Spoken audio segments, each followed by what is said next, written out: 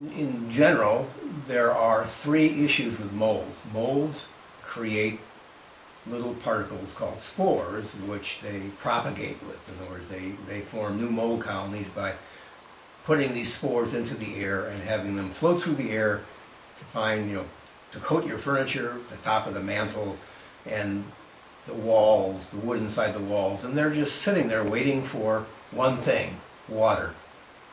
When that happens, they say, water's here, and they begin to grow. And it takes 24 to 36 hours for them to begin to basically bloom like a plant, if you will, forming, just think of it basically like a tree, where the tree trunk grows and it forms branches, and branches form leaves, and those are more mold spores, and those are then given off into the environment.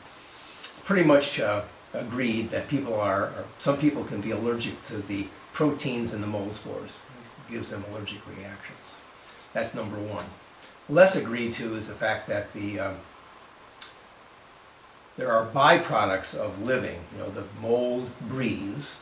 It emits materials, carbon dioxide, and things that you would kind of liken to petrochemicals, gasoline fumes, solvent fumes. There's a micro toxin similar to that.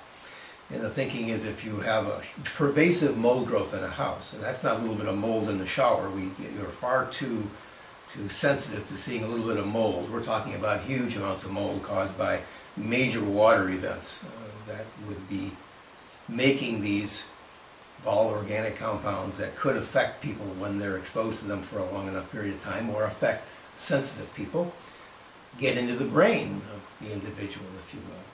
And the third issue is a small, maybe there's 200,000 different species of mold. 200 of those molds have developed the ability to wage chemical warfare.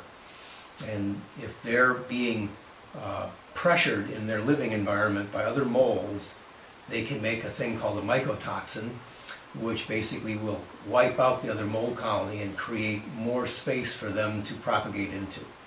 They don't do this all the time, because it takes energy to make these chemicals, but they do it when they're pressed.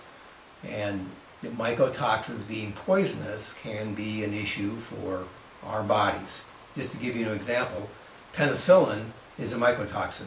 It's made by a particular Aspergillus species of mold, and it just happens to turn out that we can take it and kill microbes in our body with it. There are also other mycotoxins which are used in bodies of people who've had organ transplants to avoid organ rejection.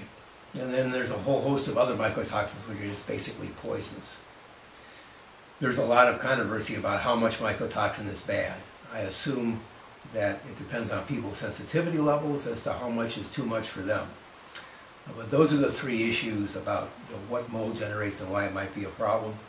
Really, the only thing that you need to know is that you cannot allow water damage to be retained in your house. If you have a leak from the roof, a flood, pipe leak, something of this nature, you need to clean that up and dry it up within 36 to 48 hours, 24 to 36 hours, something in that range, before you start growing large quantities of mold. Because remember, the mold spores are sitting around waiting to grow. They just need water.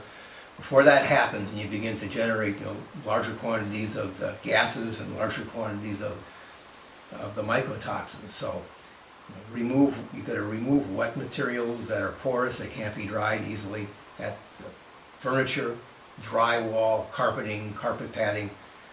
If the drywall in the house has gotten wet, that's got to be cut out above, for a foot above where the drywall is wet, thrown out. The insulation that may be in the walls and wet has to be removed, and the remaining the lumber and so forth has to be dried out thoroughly before the house is reconstructed.